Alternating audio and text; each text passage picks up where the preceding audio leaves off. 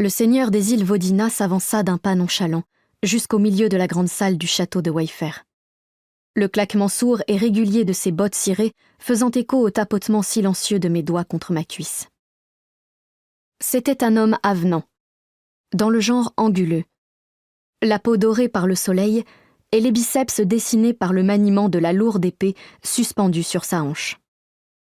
Le petit sourire en coin sur le visage du seigneur Klaus, l'inclinaison pleine de morgue de sa tête blonde et le sac en toile de jute qu'il portait à bout de bras me dirent tout ce que j'avais besoin de savoir quant au déroulement de ce qui allait suivre. Mais aucun de ceux qui étaient présents n'esquissa le moindre geste ou le moindre son. Ni les gardes royaux, alignés en rang guindé devant la tribune dans leurs plus beaux atours. Ils étaient ridicules. Des franges d'or ornaient les épaulettes de leur uniforme pourpre.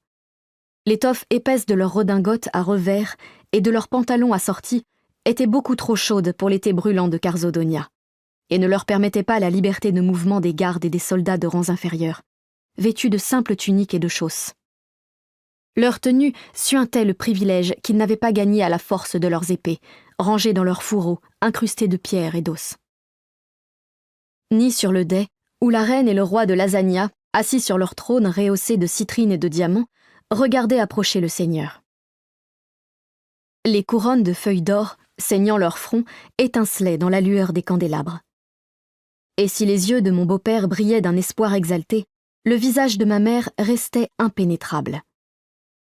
Debout à côté du roi, dans une posture empruntée, le prince héritier du royaume semblait à la fois à demi somnolent et agacé par le poids des affaires requérant sa présence. Connaissant Tavius, il aurait sûrement préféré faire descendre dans son gosier sa 3e chope de bière et s'enfoncer entre les cuisses d'une femme à cette heure de la soirée.